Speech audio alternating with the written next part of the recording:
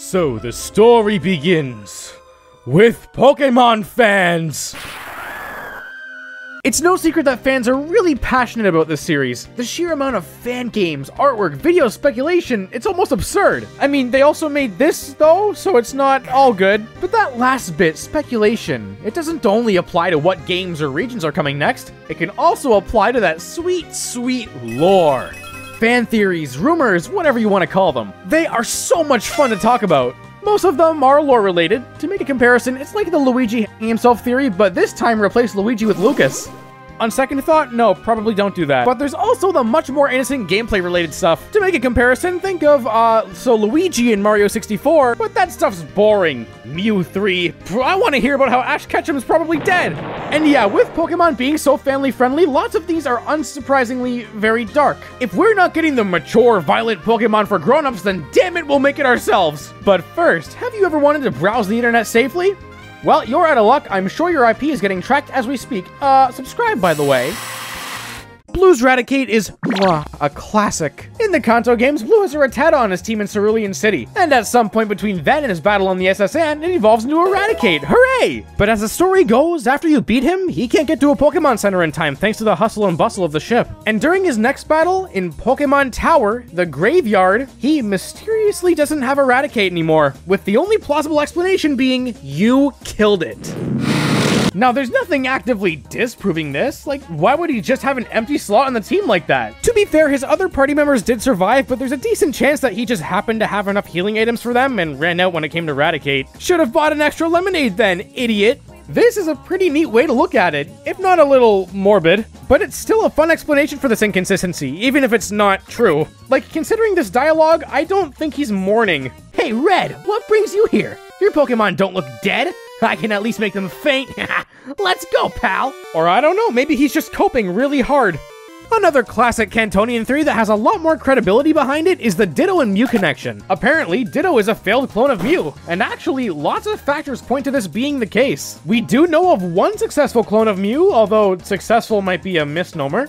But maybe on the way to Mewtwo, they found out how to make putty. There are some pretty surface level similarities, like Ditto and Mewtwo's tail being the same color, and Mew and Ditto even share a shiny coloration almost exactly. Though depending on who you ask, that may have just been down to the dreaded algorithm. Their heights are pretty close, and their weights in particular are the exact same. In lore, Mew is supposedly every Pokemon's ancestor, being able to learn every single move, so long as it's direct to DVD, and that parallels Ditto being able to transform into any Pokemon pretty well. But the smoking gun here comes in the places where you find Ditto. In Red and Blue, alongside some roots, they can be found in Cerulean Cave with Mewtwo, and also in the remakes The Pokemon Mansion where Mew was cloned in the first place. You know, the whole Mew gave birth thing? Hell, Yellow and later Let's Go doubled down by making Ditto only available in those two areas. Plenty of people believe this theory, and for good reason. Every single part of it just lines up so obscenely well. All of this, and yet it still hasn't been directly confirmed yet. Come on, Game Freak, give us a wink, a nod, or something! Or maybe it's actually just not real anyway. Jumping to far more modern stuff, Scarlet and Violet are easily the Pokemon games that have been the most theorized about in a long while. Now, is this because Paldea, Kitakami, and Blueberry Academy are filled to the brim with mysteries that the game invites us players to solve? Or is it because the game's dedicated lore book doesn't answer the lore? It's a little bit of both, but that's not necessarily bad. The Paradox Pokemon are one of the intentional mysteries. They're set up pretty well throughout the story, with magazines across Paldea writing about eyewitness reports of strange, distorted, vicious forms of Pokemon we should know. We see either Great Tusk or Iron Treads in Asado Desert surrounded by Donphan, to which it bears a striking resemblance. And of course, there's the funny Sandwich Lizard. And naturally, as we progress to the end of the game, we find out that those Paradox Pokemon came from a time machine. I didn't expect that! So, as they're described, these are Pokemon from the ancient past and the distant future, right? Well... Okay, before the DLC came out, speculation was rampant. Things like Walking Wake flat out didn't make any sense with the timeline. Horizons introduced Terapagos way before the games did, and that made people start to pick up the tiniest crumbs of lore they could to try and fabricate an answer. So for a period there, we had stuff like Paradox Pokemon were never real, and they're all just the products of the professor's imagination. Whoa, we're saving the coma theories for later, okay? But when the DLC finally did come out, we did get some answers. The Indigo Disc establishes that Terapagos can access alternate timelines. So there's our answer. Paradox Pokemon aren't from the past or future, they're from different timelines. And that means the Time Machine, instead of going to the past or future, is just accessing those alternate timelines thanks to Terapagos' timeline powers. Well, if that's the case, that means Heath has some pretty big explaining to do, considering the Paradox Pokemon were down there before the time machine even existed. I mean, Terapagos could just be spawning them because it feels like it, but we don't get any confirmation of that. The problem is the game just keeps on contradicting itself. Oh, Paradox. Yeah, there really isn't a true answer. I mean, unless I'm missing something, but if that is the case, then half of this community is missing something too, so how's that? But whatever the case, people aren't going to stop theorizing about this anytime soon. And so long as Horizons keeps going, we're going to keep seeing new evidence and new theories that probably won't end up being true either. And the second biggest Paldea mystery is this damn cave where you find Roaring Moon and Iron Valiant. That huge marking right in the middle of the floor? Yeah, no, we don't know what that is. Across the entire main game, both parts of the DLC and the epilogue, we've learned nothing about this. But it has to have some level of importance, right? It shows up on the logo, for God's sake. Some people have discovered that if you line up the symbol across 4 pictures of the map in the right way, it roughly points to the locations of the Treasures of Ruin. So maybe that means something, but nothing happens if you bring them there. We could have been meant to visit this at some point, but maybe the script got rewritten or something. Or potentially it could have been for a scrapped event. We've seen plenty of those before. But as it stands now, we're finally getting Pokemon Z, but now the wait starts for Pokemon Legend Zero. Okay, this one's like half a theory, half not. I just wanted to mention it because it was funny. Okay, plenty of theories revolve around one character being related to another. Sometimes they're pretty neat, like there's a good chance that Leon and Hop are descendants of Professor Laventon. There's of course the visual connection, but Laventon's also implied to be from Galar. Sometimes he'll use generic British phrases, and in Raichu's dex entry, he mentions how Copperajah can be found in his homeland. And on the other hand, there's stuff like, does the player have some sort of connection with Cynthia? Yes, I do. Lots of fans have been theorizing, I guess, about Clay being Lacey's dad. They both have Excadrill, Lacey's hair clips look kind of like parts of Clay, and when Pokemon posted this Father's Day tweet, tons of people were saying stuff like, oh, it's confirmed for real, completely ignoring the fact that their answer was already in the game. In a conversation where Lacey and Nemona chat about being old friends and catching up a bit, Nemona just name drops Clay. Granted, that conversation is kind of tucked away, being locked behind beating the DLC, the epilogue, and having both Nemona and Lacey in your club room, but still, Pokemon fans read the dialogue challenge. The part that is still up to interpretation, though, is her mother. Some people say it's Elisa, thanks to her connection with Clay in Black and White's story, alongside Lacey's Plusle and Mine and looking a bit like Elisa's antenna. Although you really could say that about anything Red and Blue. Plus, there's the bit about Lacey's hometown being Nimbasa City, where Elisa is the gym leader, so there is indeed a chance. That's about it, though. Next, Kangaskhan is just weird. It's one Pokemon, and yet from the moment it's birthed, it just has a baby there. So the popular question is, what is this? Well, with a little bit of thinking and a little bit of daydreaming, we can discover that this is a Cubone. They both look decently similar in terms of body and head shape, and that whole mother's skull thing, that's apparently Kangaskhan's skull, with her flat out being the parent Pokemon and all. Heck, as recently as the Alola games, which are 8 years old, my god. If a Cubone calls for help through the SOS mechanic, there's a solid chance that a Kangaskhan will show up alongside. Right now, this is just a bunch of neat observations on a surface level. But beyond the surface level and on a more technical level, there may be a bit more to this theory. So, Gen 1 has plenty of glitch Pokemon, that's no secret. You talk to this old guy, go for a swim, and whoops, that's a new species. But the thing is, some of these glitch Pokemon are made up of leftover or early data from different points in development. And one of the glitched Pokemon, specifically ''M, can evolve into Kangaskhan. And this very well could mean that that evolution data or whatever could have come into play for an actual Pokemon at some point. Plus, among the gallons of beta Pokemon stuff that's been leaked over time, we've also seen some back sprites for Gen 1 Pokemon that were completely axed before the game came out. From our first real look at what might have been Gorochu, and even what a baby Zubat might have looked like, to this. This sprite looks an awful lot like a Marowak, and it's holding something that happens to look an awful lot like a baby. And even the way it's holding this cluster of baby pixels looks a lot like Kangaskhan's back sprites from Gens 2 and 3. This is kind of like the Mew and Ditto thing, where we have all these connections, some of them being pretty damn specific, but again, there's no proper solid evidence. Though considering the plot point in Kanto about Cubone's dead mother, where we do get to see the aforementioned dead mother, I think it is safe to say that that is not Kangaskhan, and this theory, at least now, probably isn't true. Well, when the official stuff doesn't give us what we want, we can always turn to bootlegs. Go players, were you hiding this from us the whole time? Okay, something I'm realizing is a lot of these theories are just this Pokemon and this Pokemon are connected, just like the character thing again. So how about the Pokemon and human connection? Humans bonding with Pokemon is like the whole thesis behind this series. But what if it went deeper? What if the humans were Pokemon? Sinnoh's Canalave library has a couple books discussing Pokemon in the past, one of which talks about how humans and Pokemon are pretty similar in a way, to the point that there was a time when they were indistinguishable, specifically highlighting the fact that they used to eat at the same table together. And on top of that, there's the Japanese version of that same book that instead says that humans and Pokemon used to get married, and naturally, people made the assumption that humans and Pokemon also, you know. So, as time passed, the line between human and Pokemon ended up getting blurrier and blurrier as species like Hitmonchan and Gardevoir were introduced. Even though, as previously stated by the book, humans and Pokemon were already not very distinct, while there's also Legends Arceus where no one seems to know what a Glameow is, this is quickly falling apart. Oh, but this theory goes even further, sticking its grubby little mitts into the anime realm. That iconic running gag about every Nurse Joy and Officer Jenny looking the exact same? Well, apparently that's just because they're all one species of Pokemon. And you know, this could apply to the games considering just how many trainers reuse models. Our good friend MatPat even talked about this theory, bringing up a shiny Nurse Joy from the Orange Islands. Matthew, I think that's just a woman with dark skin. You look a little buffer than the usual Nurse Joys. Even further on top of that, the cartoony slapstick that happens in this, well, cartoon, is also a hint. See, the only reason Jessie and James survive blasting off again every episode is because they can use certain normal type moves like Harden or Recover, or at least that's what Reddit told me. A somewhat adjacent theory that's worth mentioning is specifically N being a Zoroark. Now right off the bat, their hairstyles are scarily similar. They both have it very long and a little bit unkempt, but it's still tied in a ponytail for each. Or wait, N's hair isn't tied, it just kind of does that? How does it do that? Is it because of Zoroark? N can understand Pokemon thanks to growing up with them in the wild, but that could also be a mighty convenient cover-up for being a Pokemon himself. But the biggest clue comes in Black and White 2's post-game. In a small side quest, a Zoroark leads you down from Victory Road to N's castle. And this isn't too weird, N did have a Zoroark, but once you reach the castle, N is there and Zoroark is nowhere to be found. And it's also not found on any of his 4 teams from this game. I mean, he could have released it, that's not unusual for N. Although, hey, you never know.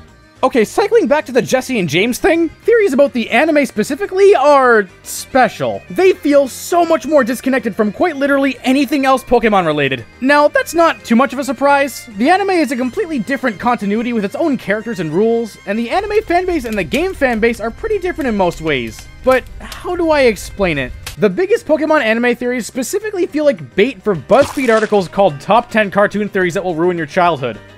Oh yeah, there it is. The big one here is Ash is in a coma. Ooh! In the climax of the very first episode of the anime, Ash gets hit by a huge lightning bolt from Pikachu. And at this moment, he apparently slips into a coma. This is why he never ages. And from this point on, the series becomes far more lighthearted. Team Rocket apparently becomes far less menacing from here on. And all the Nurse Joy, those are actually hospital staff. Yeah, if you hadn't noticed, there's a pretty big discrepancy in there. The series tone got a lot lighter, huh? You know what? Yeah, I saw the status quo change completely after the 15-minute mark of the first episode, and their Team Rocket point about them becoming less menacing? How is that possible when they didn't exist before this moment? And as is per usual with these cartoon coma theories, Adventure Time, The Simpsons, there are dozens of different variations of it. Ash's Pokemon adventures are just a side effect of his medication. Jessie and James represent Ash's sexuality? You know what? I see it. And there's of course those people who completely lack any joy or whimsy in their life. Oh, Ash has to be in a coma or something. Rats don't shoot lightning in real life. Luckily though, there is a much better theory to explain Ash's lack of aging. One of the most iconic parts of that aforementioned first episode is when Ho-Oh flies overhead. Not only is that cool because Ho-Oh didn't legally exist until later that same year, but also, looking at its dex entries, it says that it only appears to pure-hearted trainers, and that seeing it will bring eternal happiness. Simply put, Ash's idea of an eternal happiness is a never-ending adventure. Hell, even after he beat Leon and the series ended, he kept going. This is, indeed, a lot sweeter than he was dying the whole time, actually. Another classic anime theory is the whole Giovanni is Ash's dad shtick. Now, I have no idea how this one really could have started. Someone was probably just sitting on their ass and said, you know what would be really funny? So, like, Ash's dad is never seen, and Giovanni is mysterious, and we see him, whoa! The reason Jessie and James follow Ash around is to look after him and report back to Giovanni, which is why they're always so cartoonish and their schemes fail. But I thought they were cartoonish because they were Pokemon, And this is absolutely not helped by Pokemon Live, the musical, which makes it clear that Delia, Ash's mom, has history with Team Rocket and specifically Giovanni. Let's get out of here! Delia? Oh, good to see you again. You and me back together. Imagine that.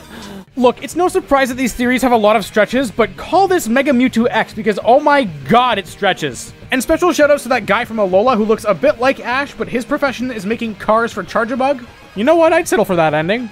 Stuff along the lines of, I don't know, Gengar's Clefable Shadow is significantly more fun and less loony. They look kind of similar. Gengar is a shadow Pokemon. It's as simple as that. Fun stuff like this is like a nice mouthwash, my goodness. But how about another big one? And this one has quite a few neat implications about the Pokemon world. Really, there's an endless amount of theories and headcanons, big and small. Character relationships, trying to fill in the blanks for actual lore, and of course, the dreaded timeline. Thank you, Hoopa and Necrozma, you little jokesters, you. The Pokemon War theory, though, is something completely different. The Pokemon world does have large-scale conflicts, that's not a secret at all. A big plot point in X and Y is about the Kalos War and how the ultimate weapon was essentially AZ's very own special war crime. And this theory starts with Lieutenant Surge. That title sure is a dead giveaway for something, alright. Lieutenant. He's in the army, either Kanto's or America's, if his title is to be believed. This could potentially be a sort of gimmick to make his gym stand out, you know, kind of like a wrestler. But his pre-battle dialogue is where the mask completely comes off. I tell you, kid, electric Pokemon saved me during the war. So potentially during the events of Kanto and by extension Hoenn, there either has been a war recently or one is happening currently. Surge still looks and acts pretty young. I'd wager late 30s at the absolute latest. I don't know, I haven't been that age before. And speaking of ages, some people think this is why there mysteriously aren't many adult male trainers in the region. They got drafted and they're either still fighting or they're frolicking in the Pokemon Ranch upstate. And the few male trainers that are in that age range are either part of the Pokemon League, which does give some level of authority, scientists like in the Fossil Lab or Silphco, flat-out criminals like Team Rocket and the Burglars, not physically fit enough like the Hikers or on the other end of the spectrum the Super Nerds, and some trainers probably just shouldn't be trusted with a firearm. This theory goes into the region design too. A weird thing Kanto has is these underground paths running below its central city, Saffron. Now, why are these here? Functionally, they're just a shortcut. But if we ignore the game design reasoning behind these, we can look at them as bunkers or shelters. We've also seen some very, fun ideas on how Pokemon would be integrated into the war, like the classic throwing a Voltorb like a grenade bit. Of course, being, you know what, I'll just say it, probably not true, plenty of elements, points, and details shift and warp to fit whatever narrative. Some people say the Team Rocket grunts are survivors from the war who couldn't find a stable job after returning. Sometimes it alternates between being an actual full-on war or just something between Pokemon. Can't believe this might have been the first instance of Worlds. There's of course more discussion about who was in the war. Was it between Kanto and Johto? Kanto and Unova? Was it a Pokemon World War? Is this why the right half of Ghetsis' body doesn't work properly? This theory is probably the most fanfiction-esque theory there is. It has it all. It's gritty, violent, and, mature. It tries to answer the very common question of where the player's dad is. It explains why there isn't a movie theater in Kanto. Okay, I'd hesitate to call this a fun theory considering what it is, but it's fun to discuss if that means anything. Wait, maybe the war is why Ash's dad is missing. Oh, it's all coming together for sure. This entire time, I've kind of neglected to ask, why? Why do we get all these theories? Why are they the way they are? Well, as I mentioned, Pokemon fans tend to really want a more mature or adult take on the series. And what could be considered mature and adult kind of changes from person to person. Team Rocket experimenting on Pokemon is a pretty dark plot point in the Kanto games, even if it's not brought up much. So the Ditto being a failed clone of Mew kind of elaborates on that a little bit, and it's certainly helped by just how much it lines up with in-game lore. Some people consider a mature Pokemon game to be full of death and violence and swearing, and that's stuff like Blue's Raticate. When people notice an inconsistency that was probably just from weird game balancing, they use the context to try to spin it into what they wanted the narrative to be, even if that narrative is taking away an 11-year-old's pet. Monster. The Paldea stuff that I mentioned, that was very deliberate from Game Freak. Scarlet and Violet's story is made to be a big mystery that unravels over time. And since we, for whatever reason, didn't really get concrete answers, it's up to the fans to fill the blanks from here on. And some of these theories...